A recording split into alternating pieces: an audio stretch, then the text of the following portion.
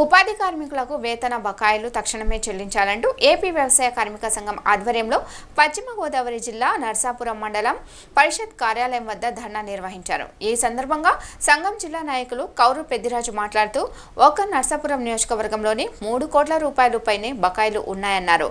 కార్మికులకు సకాలంలో వేతనాలు చెల్లించకపోవడం వల్ల వారి కుటుంబాలు పస్తులతో ఉండాల్సిన పరిస్థితి ఏర్పడిందని, ప్రభుత్వం ఈ విషయాన్ని గ్రహించి పెండింగ్ బకాయిలను విడుదల చేయాలని ఆయన డిమాండ్ చేశారు.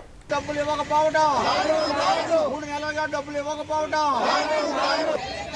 వేతనం బకాయిలు, ఉపాధి హామీ పథకం వేతన బకాయిలు, ఉపాధి హామీ పథకం వేతన బకాయిలు ఇవ్వాలి. మా డబ్బులు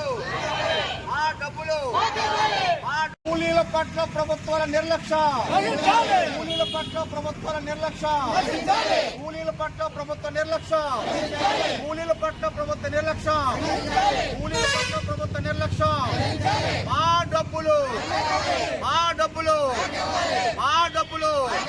చెల్లించాలి. ఉపాధి హామీ పథకం బకాయి వేతనాలు, బకాయి వేతనాలు, బకాయి వేతనాలు 3 నెలలు గడిచినా డబ్బులు ఇవ్వకపోవడం చెల్లించాలి. ఉపాధి హామీ బకాయి వేతనాలు, ఉపాధి హామీ బకాయి వేతనాలు, ఉపాధి హామీ బకాయి వేతనాలు 3 నెలలుగా ఉపాధి డబ్బులు ఇవ్వకపోవడం, 3 నెలలుగా ఉపాధి డబ్బులు ఇవ్వకపోవడం, 3 నెలలుగా ఉపాధి డబ్బులు ఇవ్వకపోవడం చెల్లించాలి. ఉపాధి హామీ బకాయి డబ్బులు, ఉపాధి హామీ బకాయి డబ్బులు